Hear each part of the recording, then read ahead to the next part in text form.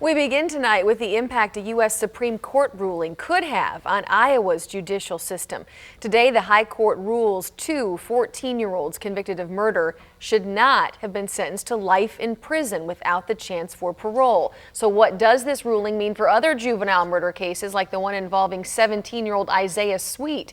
The Manchester teenager faces 2 counts of murder for the deaths of his grandparents back in May. CBS 2's Brian Scott spoke with the Johnson County attorney to get some insight tonight. He joins us now in the studio with more on what this means around here. Well, yeah, Tiffany, Scott, this one could have some major effects all over the place.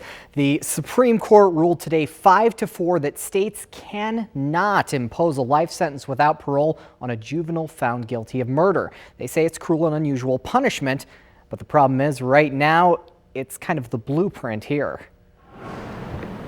I think these are hard cases. But when a minor's facing murder charges, Johnson County Attorney Janet Linus has little choice. Any juvenile who's 16 or 17 years old who's charged with what we call a forcible felony, which would include a homicide, are automatically charged as adults. And if convicted, that's a one-way ticket. A mandatory life imprisonment without the chance of parole. However, thanks to the Supreme Court ruling, that has to change.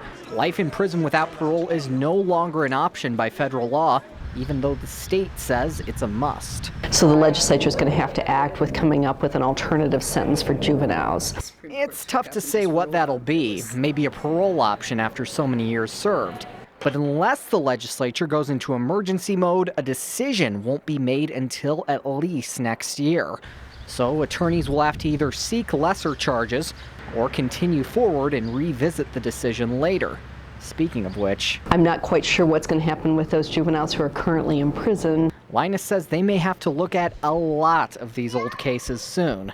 She just hopes the severity of the crimes won't be forgotten. Anytime you have a juvenile who has committed first-degree murder, there's somebody who's been killed. Now back to that Isaiah Sweet case. The Delaware County attorney tells us that they plan to go forward with the first-degree murder charges in that one for now.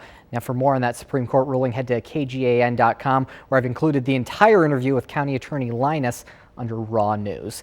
In the studio, Brian Scott, CBS 2 News.